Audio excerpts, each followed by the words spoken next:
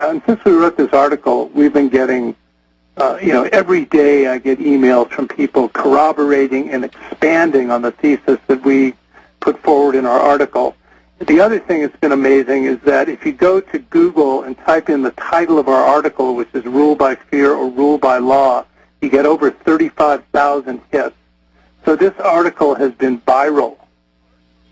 It has just, I've never been involved in anything that has spread this quickly in terms of people. It's kind of like a hunger for somebody to start telling the truth and to say it. Again, I think it's key that a mainstream newspaper was willing to print this. Well, I agree, but here's what happens. 4 years ago, we had a mayor on, I even forget the town, but it was in local TV news. They admitted it. Then we had him on, but it never got national news. The feds approached him and said, we're going to build a giant concentration camp here for martial law. You can Google that. We wrote stories about it at the time. I'm just now remembering. See, there's been so many of these for me that I've forgotten, more than I can even imagine. It's just so much, but it never gets that national platform. No, you're not going to see it on MSNBC. You're not going to see it on CNN. And that's what really keeps it kind of in the background because, as we all know, Americans are so poorly informed politically. And the government, if you've watched George Carlin's riff on the American educational system, it's not by accident that Americans are the most undereducated people on the planet. No, you're right. Now, in the San Francisco or California area, is this article starting to get people concerned? Well, it's not just here. As I said, I've been getting emails and phone calls from all over the country, and this has spread like wildfire on the internet. And there's actually, there's a lot more that could be done with this. This article, it's like an 800-word article. It barely scratches the surface. In fact, that's one reason I got you on, sir. Do you know about the clergy response teams? No. Okay. 2 years ago, 2 different pastors contacted me. They gave me secret FEMA documents. The feds even tracked back how the pastor got them to me, came to him, threatened him. One of them scared him. A year after I reported it, local television in Louisiana reported the same thing. They said for martial law, 26,000 preachers have been recruited to tell their flocks to turn their guns in, to go to FEMA camps, to take forced inoculations, that it's of the Lord, Romans 13, Hitler's favorite quote, to submit to Caesar and government, and that whatever government we have is of God. And then now they have the InfraGard program, 23,000 CEOs and corporate chiefs in a secret police program to spy on people, 44,000 truck drivers. Have you heard about that? Oh, I've definitely heard about it. I think it was reported this last week on Democracy Now!, and I've seen a couple articles about it. Yeah. So my point is there are 26,000 preachers, and they plan to double that number this year. It was 13, then 26. Now they want to double this year to 50-plus thou. If that isn't secret police / East Germany, what is? Well, it is. It's exactly, I remember growing up in the 60s, and we'd hear about how communist governments controlled the population, and we learned to think how horrible that was, and it's exactly what's going on in our country today. And people are either going to wake up to it, or they're going to be living under and arguably we are already living. Stay there, Daniel. I want to hear more on the other side. Stay with us. The Genesis Communications Radio Network proudly presents The Alex Jones Show, because there's a war on for your mind. Again, Daniel Hamburg is a former member of the U.S. House of Representatives from California. We're extremely honored to have him and very appreciative.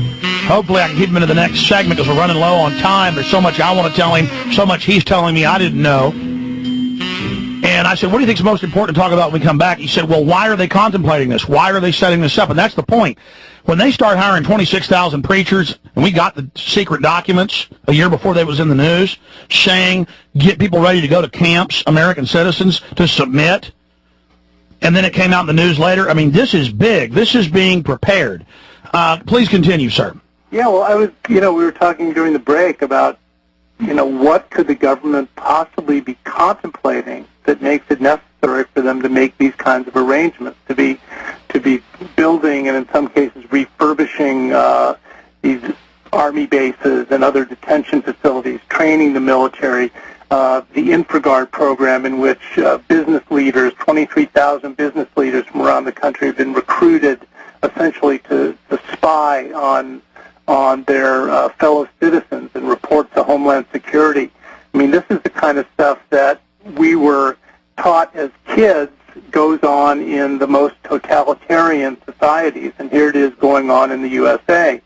So, back in the 80s when Ollie North was involved in secret ops for the Reagan administration, there was fear that if there was an attack on Central America, that would cause a kind of civil unrest that would need to be contained and people would have to be rounded up and put into detention facilities. But today, I think the stakes have been raised tremendously, and I think the government is, in fact, contemplating taking actions that will lead to massive disruption, perhaps in major cities, and things that the government feels it needs to be ready for. This often comes under the heading of continuity of government. The government's need to maintain its operations even in the face of massive, domestic resistance to their programs.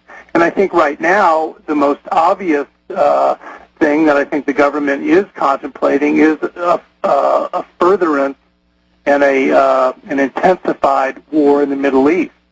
I think that if anyone who believes that because the Bush administration only has another 11 months in office that they're finished with their reign of terror, just doesn't really understand the mentality of this administration.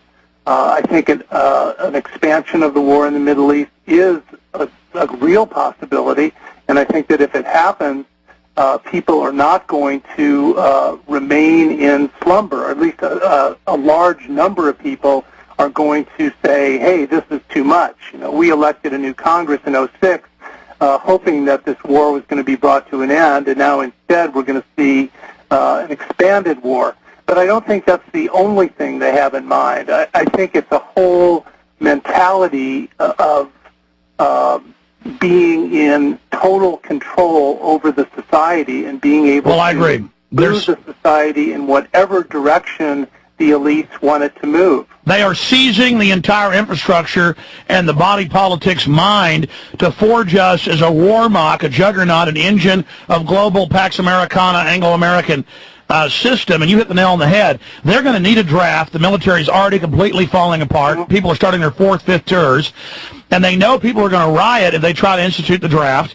They know there's resistance. They intend for both parties to continue with these policies, so they have to have an incremental march into police state martial law, they think, to be able to do that. But if we preemptively expose their program and show how it is a blueprint, a roadmap, that could preemptively derail them. Congressman, do you agree?